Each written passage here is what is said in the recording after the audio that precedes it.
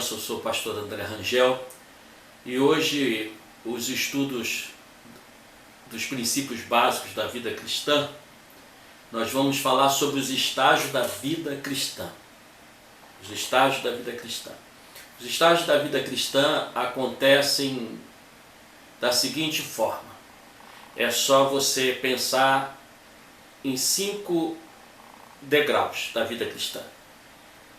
Você memorizar a letra A, a letra J, a letra R, a letra S e a letra G.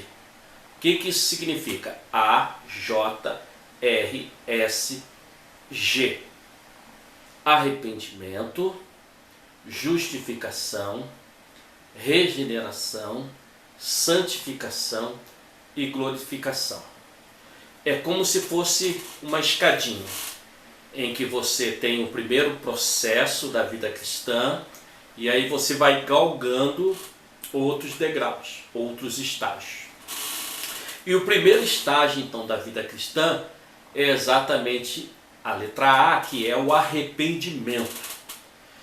O que vem a ser esse arrependimento? A gente sabe que o arrependimento comum é simples. Eu me arrependi de ter feito isso, aquilo, me arrependi de ter feito aquela prova, eu me arrependi de não ter feito aquele curso, eu me arrependi de não ter aceitado aquela proposta, enfim, é algo que muitas vezes não dá nem para voltar. Tem certas oportunidades da nossa vida que passam e não tem mais como nós voltarmos, mas é exatamente nesse sentido que eu quero que você venha prestar bastante atenção nesse arrependimento espiritual. No arrependimento em que Deus nos dá a oportunidade de começar de novo. Esse é o arrependimento do Senhor.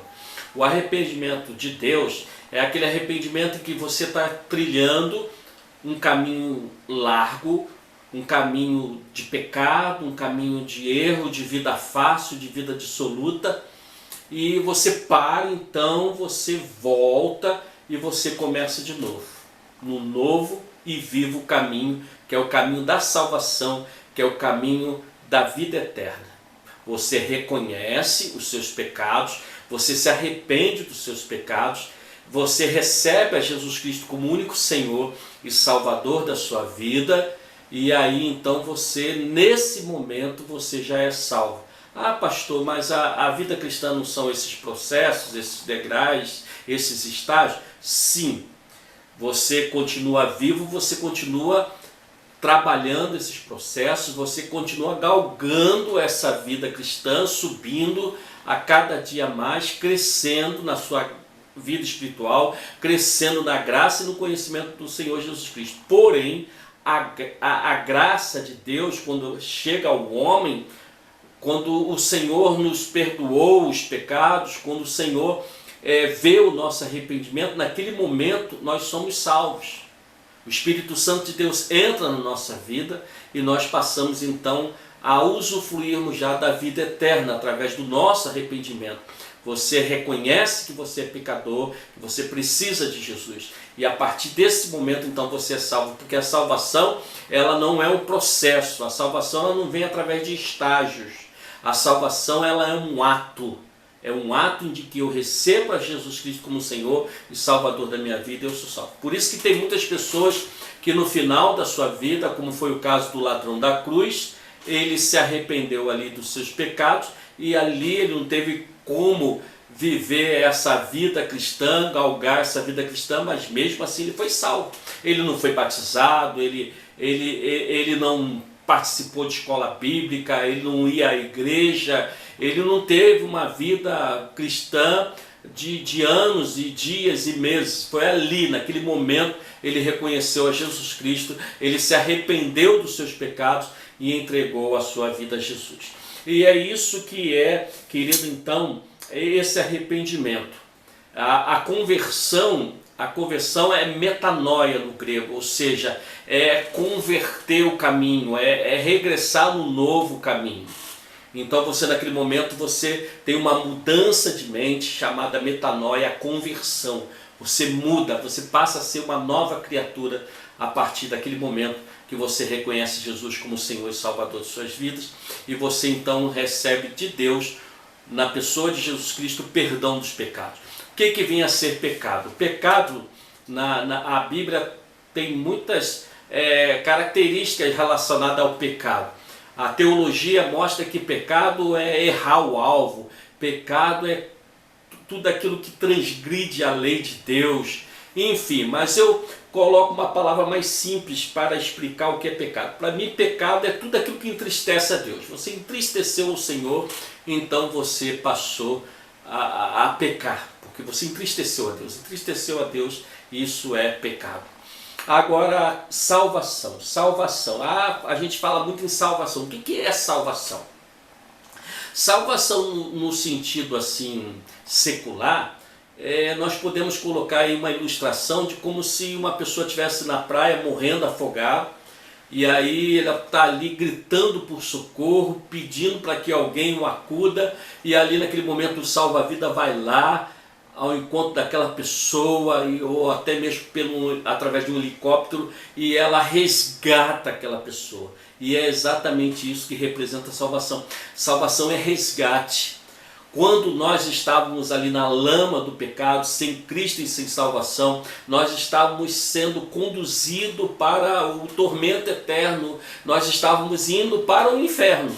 Mas nesse momento que nós nos arrependemos dos nossos pecados, através de Jesus Cristo foi lá e nos resgatou, nos tirou da lama do pecado e nos fez uma nova criatura em Cristo Jesus. Então salvação é esse resgate dado por Jesus, porque foi Jesus que morreu na cruz por nós, nos salvando. E a palavra de Deus diz, lá em Romanos 3:23, que todos pecaram e destituídos estão da glória de Deus. Então, de repente você pode pensar, pastor, mas eu sou uma pessoa íntegra, sou trabalhador, eu não roubo, eu não faço mal a ninguém. Mas a Bíblia nos garante que todos nós somos pecadores, que todos nós temos pecados. Agora, naquele momento que nós entregamos a nossa vida a Jesus, nós passamos a ser pecadores lavados e remidos pelo sangue do Cordeiro. E nesse estágio da vida cristã você vai entender melhor sobre isso. E lá em Romanos 6:23, a palavra do Senhor nos diz que o salário do pecado é a morte, mas o dom gratuito de Deus é a vida eterna em Cristo Jesus. Então Jesus, ele nos resgatou, Jesus, ele nos salvou. E aí, querido, uma referência para o arrependimento está em Atos 3, versículo 19, que diz assim, ó, Atos 3:19, arrependei-vos, pois, e convertei-vos, para serem cancelados os vossos pecados, para serem apagados os vossos pecados. Então, nesse momento em que nós nos arrependemos, o Senhor, na pessoa de Jesus, ele cancela, ele apaga todos os nossos pecados. E isso é algo maravilhoso. Segunda letrinha que a gente encontra aí nos estágios da vida cristã, galgando assim a vida cristã, é a letra J, que é justificação. O que é justificação? Justificação representa os nossos erros perdoados por Jesus, justificados por Jesus diante do Pai. É como aquela criança que aprontou durante o dia, mas que naquele momento em que sua mãe chega para repreendê-la, ela é repreendida pela mãe, e naquele momento ela pede perdão, ela chora, ela se arrepende, promete não fazer mais, e aí quando o papai chega, a mamãe apazigua a ira do pai, dizendo, olha, ela errou, ela aprontou, mas ela se arrependeu, ela pediu perdão, e aí então ela apazigua a ira do pai, estava pronto para lhe oferecer um castigo. Assim é Jesus conosco. Jesus, ele apaziguou a ira de Deus em relação aos nossos pecados. Nós fomos justificados por Jesus.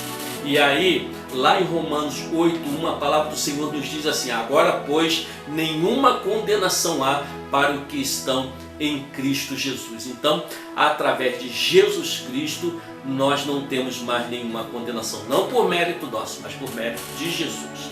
E lá em Romanos 4:25, declara assim: o qual foi entregue por causa das nossas transgressões e ressuscitou por causa da nossa justificação.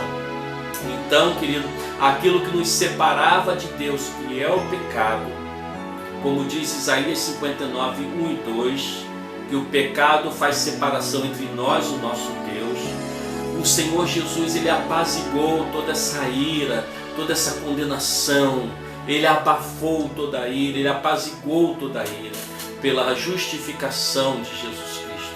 E lá em Romanos 5:1 diz: justificados, pois mediante a fé temos paz com Deus por meio de nosso Senhor Jesus Cristo. Então essa paz que nós temos com Deus é por intermédio da justificação de Jesus Cristo na nossa vida. E um versículo muito conhecido também é 1 João 1,9. Nós pecamos, nós erramos, e a palavra do Senhor nos diz em 1 João 1,9: se confessarmos os nossos pecados, Ele, Jesus, é fiel e justo para nos perdoar os pecados e nos purificar de toda a injustiça. Então, através de Jesus, querido, você pode ter a certeza absoluta que Ele apaziguou a ira de Deus. Embora nós não mereçamos sermos perdoados, o Senhor Jesus, Ele cumpriu esse papel por nós, morrendo na cruz do Calvário para nos justificar de todo pecado, através da nossa fé. A terceira letrinha é a letra R. Por que eu estou falando assim, irmãos? Porque a vida cristã, a ordem aí, ela altera o produto. Você não pode, por exemplo, viver uma vida de santificação sem antes haver o arrependimento na sua vida, sem antes ser justificado por Jesus, sem antes você ser regenerado por Jesus. Então, por isso que é importante nós memorizarmos arrependimento, justificação, regeneração, santificação e glorificação. E a palavrinha agora que nós vamos falar é sobre regeneração. O que seria a regeneração? A regeneração, para explicar de uma forma tão simples assim, é sermos gerados de novo pelo Espírito Santo. A partir do Espírito Santo do Senhor, nós fomos gerados de novo. E a Bíblia fala sobre isso. Regeneração é sermos restaurados, é sermos regenerados dos nossos pecados, das nossas transgressões. E aí Jesus, conversando com Nicodemos, lá no capítulo 3 de João, o versículo 5 e 6 diz assim: respondeu Jesus: em verdade, te digo, quem não nascer da água e do Espírito não pode entrar no reino de Deus. O que é nascido da carne é carne, o que é nascido do Espírito é Espírito. Isso fez uma confusão na mente de Nicodemos. Nicodemos falou para Jesus: como pode um homem, sendo adulto, sendo velho, entrar no ventre de sua mãe e nascer de novo? Jesus estava falando de coisas espirituais, Jesus estava falando de coisas que realmente transformam o homem, que é o Espírito Santo. Ele estava falando exatamente dessa regeneração dada pelo Espírito Santo de Deus. É esse nascer de novo. E lá em Romanos capítulo 8, do versículo 5 a 11, diz assim: olha, porque os que se inclinam para a carne cogitam das coisas da carne, mas os que se inclinam para o Espírito, das coisas do Espírito. Porque o pendor da carne dá para a morte, mas o do Espírito para a vida e paz. Por isso, o penhor da carne é inimizade contra Deus, pois não está sujeito à lei de Deus, nem mesmo pode estar. Portanto, os que estão na carne não podem agradar a Deus. Vós, porém, não estáis na carne, mas no Espírito, se de fato o Espírito de Deus habita em vós. E se alguém não tem o Espírito de Cristo, este tal não é dele. Se, porém, Cristo está em vós, o corpo, na verdade, está morto por causa do pecado, mas o Espírito é vida por causa da justiça.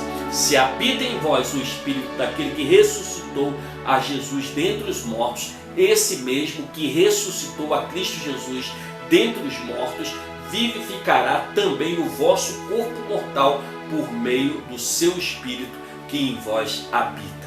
Romanos 8, 5, 11. Essa é a tremenda transformação que nós recebemos do Espírito Santo em uma vida regenerada, onde nós nascemos de novo. E para concluir, lá em 2 Coríntios capítulo 5, versículo 17 diz: e assim, se alguém está em Cristo, nova criatura é. As coisas velhas já passaram, eis que tudo se fez novo. Glória a Deus por isso. A quarta palavrinha é a letra S, que é santificação.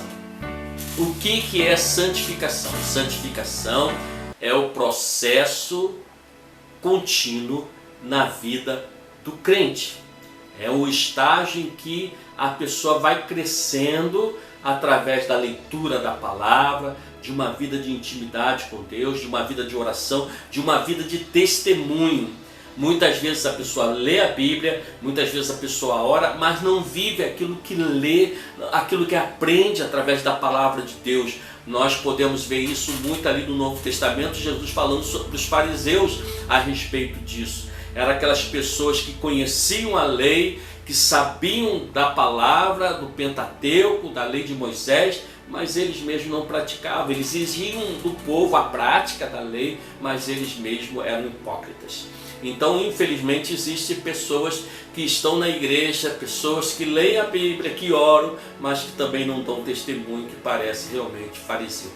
Então, querido, a vida cristã, ela exige uma vida de santidade, e santificação vem da palavra santo, e santo significa separado.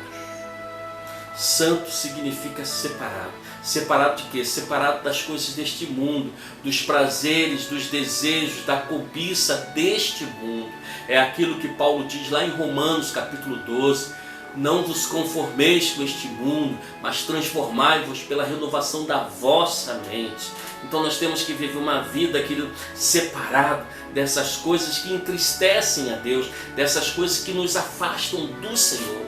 E a santificação, então, é um processo contínuo na vida do crente. E a palavra lá em 1 Coríntios, capítulo 1, versículo 30, diz assim, mas vós sois dele, em Cristo Jesus, o qual se nos tornou, da parte de Deus, sabedoria e justiça e santificação e redenção. Através de Jesus Cristo, a santificação é gerada na nossa vida e nós vivemos então uma vida de comunhão com Ele. Vivendo uma vida de comunhão com Ele, há um crescimento natural de santificação na nossa vida. Ou seja, enquanto nós vamos nos afastando das coisas do mundo, nós vamos nos aproximando mais e mais de Deus. É como se aqui tivesse o mundo, aqui tivesse Deus, e à medida que você vai se afastando das coisas do mundo, automaticamente você vai se aproximando mais e mais com Cristo Jesus. Lá em 1 Tessalonicenses capítulo 4, versículo 3 diz assim: pois esta é a vontade de Deus, a vossa santificação, que vos abstenhais da prostituição. Pastor, o que vem a ser essa palavra aí? Santificação, abstenhais da prostituição. É porque isso é uma figura simbólica usada na palavra de Deus, relacionada em que a igreja do Senhor, os crentes em Jesus Cristo, eles são a noiva de Cristo, como diz o livro do Apocalipse. Jesus Cristo, ele é o noivo e nós somos a noiva de Cristo, a igreja é a noiva de Cristo. E quando nós então erramos, quando nós erramos diante do Senhor, quando nós vivemos uma vida de pecado, nós estamos adulterando a nossa natureza em Cristo Jesus. Ou seja, nós somos infiéis ao noivo que é Jesus Cristo. Com isso, nós estamos vivendo uma vida de prostituição, uma vida de adultério, uma vida adulterando aquilo que precisa ser natural na vida do crente, do servo do Senhor, que é a presença do Espírito Santo, vivendo uma vida de intimidade com o Senhor. E lá em 1 Tessalonicenses 4,7 também diz: porquanto Deus não nos chamou para a impureza, e sim para a santificação. O chamado de Deus para nós é uma vida santa, uma vida separada das coisas deste mundo e uma vida de intimidade com Ele, porque o Senhor ele quer ter cada dia mais e mais intimidade conosco. Hebreus 12, 14, esse versículo é muito especial se tratando de santificação. Diz o seguinte: segui a paz com todos e a santificação, sem a qual ninguém verá o Senhor. Então é necessário que a gente vivamos uma vida santa com Deus, para que o dia que Ele voltar, tenhamos o que apresentar para Ele na sua volta, para Ele declarar para mim e para você: vinde a mim, benditos do meu Pai, para o reino que vos tenho preparado desde a fundação do mundo. E a última letrinha, então, nós falamos dos 4 estágios da vida cristã, e a última é a letra G, que é a glorificação. O que seria então a glorificação? A glorificação é o estágio final da vida do crente. É o estágio na glória, no céu. E para ir para o céu, você de repente não vai passar por todos esses processos. Como eu disse no início, muitas pessoas estão ali moribundas, estão ali no seu estágio final, na sua vida aqui na terra, estão morrendo no hospital ou dentro de casa, e ali ela se arrepende dos seus pecados e vem a falecer. Essa pessoa não passou por todo esse processo, mas ela está pulando direto para a glória do Senhor. E às vezes as pessoas brincam com isso, dizendo: então eu vou esperar mais um pouco para me voltar para o Senhor. Mas o problema é que a gente nunca sabe quando que Jesus vai voltar ou quando nós vamos deixar este mundo. Por isso nós precisamos estar preparados, vivendo uma vida santa, uma vida no qual nos arrependemos dos nossos pecados. O Senhor Jesus nos justificou, fomos regenerados pelo Espírito Santo, estamos vivendo uma vida santa, uma vida na presença de Deus, para quando então o Senhor vier nos buscar, estejamos na glória com Ele para todo sempre. E uma passagem que eu acho linda, uma passagem muito emocionante, é o capítulo 21 de Apocalipse, do versículo 1-7. Existem muitos textos na Bíblia, Paulo mesmo fala muito a respeito do céu. Ele fala que aquilo que o olho não viu, o ouvido não ouviu, que o coração do homem não alcançou, são as coisas que Deus tem preparado para aqueles que nos amam. Enfim, existem vários versículos falando sobre o céu, sobre essa presença maravilhosa que nós vamos ter na cidade santa. Mas Apocalipse capítulo 21, versículo 1-7, eu quero ler para você, para concluir esse estudo, que diz assim: João, ele viu um novo céu e uma nova terra, pois o primeiro céu e a primeira terra passaram e o mar já não existe. Vi também a cidade santa, Nova Jerusalém, que descia do céu da parte de Deus, ataviada como uma noiva. Viu aí? Essa cidade santa, a igreja, a noiva do Senhor, como eu falei anteriormente, adornada para o seu esposo. Quem é o esposo? Quem é o noivo? Jesus Cristo. Então ouvi uma grande voz vinda do trono, dizendo: eis o tabernáculo de Deus com os homens, Deus habitará com eles, eles serão povos de Deus, e Deus mesmo estará com eles. Agora olha que coisa maravilhosa, querido. Muitas vezes nós estamos sofrendo nesse mundo tantas coisas, tantas perseguições, doenças, os entes queridos que nós perdemos, tanta tristeza que há nessa vida, tanta luta, tanta inquietação. Mas olha o que a palavra do Senhor nos diz: e Deus enxugará dos olhos toda lágrima, e a morte já não existirá, já não haverá luto, nem pranto, nem dor, porque as primeiras coisas são passadas. E aquele que está sentado no trono diz: eis que faço nova todas as coisas. E acrescentou: escreve, porque estas palavras são fiéis e verdadeiras. Disse-me ainda: tudo está feito, eu sou o alfa e o ômega, ou seja, o princípio e o fim, a primeira letra do alfabeto grego, alfa, e a última, ômega. Eu sou o alfa e o ômega, o princípio e o fim. Eu, a quem tem sede, darei de graça da fonte da água da vida. O vencedor herdará todas estas coisas, e eu serei seu Deus, e ele será o meu filho. Que coisa maravilhosa, né? Maranata, ora vem, Senhor Jesus.